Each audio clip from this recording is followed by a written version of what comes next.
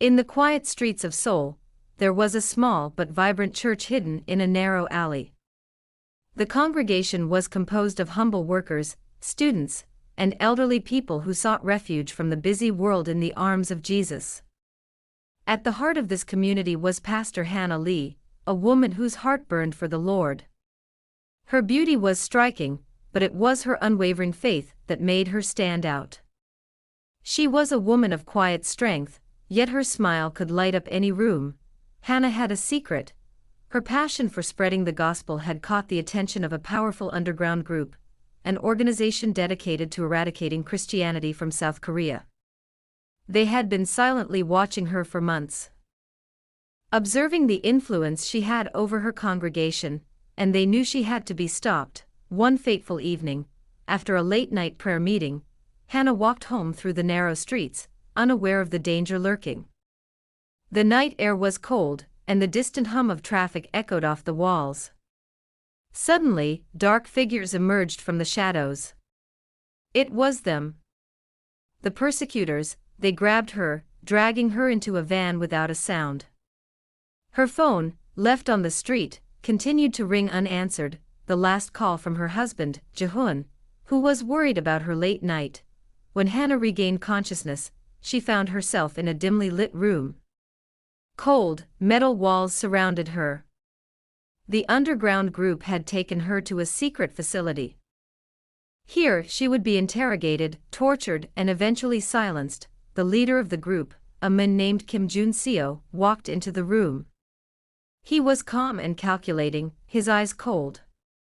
"Pastor Hana, your influence has grown too strong. Your sermons have turned hearts away from our government's ideals. We can't allow this to continue." Hana stood defiantly, her eyes fixed on him. "You cannot silence the truth," she said, her voice unwavering despite the pain she felt. "The truth of Jesus Christ will always shine brighter than any darkness you try to impose." Kim Jun-seo smiled, a cruel twist of his lips. "We'll see about that." For the next few days, Hana endured physical and psychological torment. They tried to break her spirit, but the stronger they pushed, the stronger she became. Her faith was a burning fire inside her, a flame that no amount of pain could extinguish. In the silence of her cell, Hana remembered the words of Jesus, "Blessed are those who are persecuted for righteousness' sake, for theirs is the kingdom of heaven."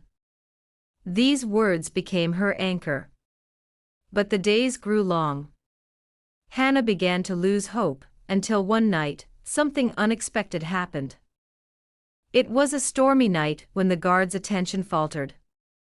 A loud crash echoed from the far side of the facility. As the guards rushed to investigate, Hana noticed something strange. Her cell door, which had been securely locked, was now slightly ajar. Hana knew this was her chance.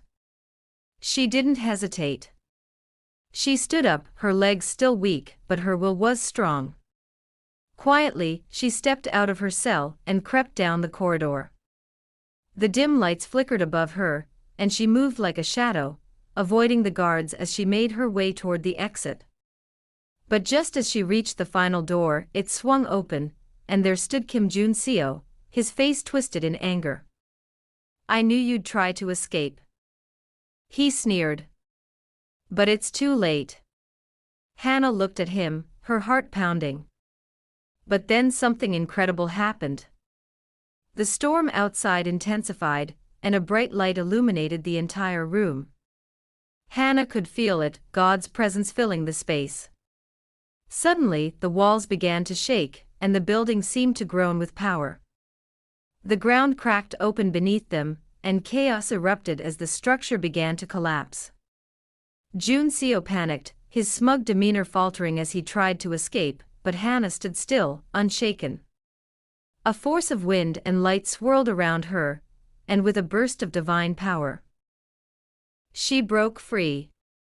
The facility crumbled into ruins, and in that moment, Hana found herself outside, standing on solid ground under the clear, stormy sky.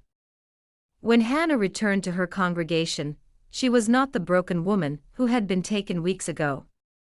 She was now a woman with a mission, a burning fire in her heart. Word of her miraculous escape spread like wildfire across Seoul. The underground group's reign of terror had been broken, and their stronghold destroyed. But even more incredible was what happened next. Hana began to preach with a renewed vigor. Crowds gathered from all walks of life, drawn not just by her beauty, but by the truth in her words. Her story of survival, of standing firm in the face of persecution, resonated deeply with many.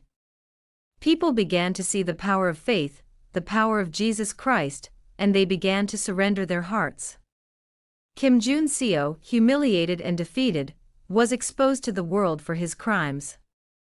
His underground network disbanded, and many of his followers were convicted of their actions. Hana's ministry flourished. People who had once feared the truth now embraced it, and many souls were won for Christ. The flame that had once been a small light in a dark alley had now become a beacon of hope that spread across the country. As Hana stood at the pulpit one Sunday, looking out at the sea of faces in her congregation, she felt a sense of peace. She had faced the darkness. She had fought the good fight. And she had emerged victorious, not because of her own strength, but because of the strength of the Lord she served. Her life was a testament to the power of faith, the power of perseverance, and the undying victory of Jesus Christ. Hana's story spread far beyond Seoul. People from around the world came to witness the revival sparked by her courage. The small church that had once been hidden in the alley was now a thriving center of worship, and through it, many souls were brought to Christ. And so Pastor Hana Lee's name became synonymous with hope in South Korea, a woman who had endured the worst but emerged stronger than ever, not only surviving persecution but transforming it into a powerful force for the kingdom of God.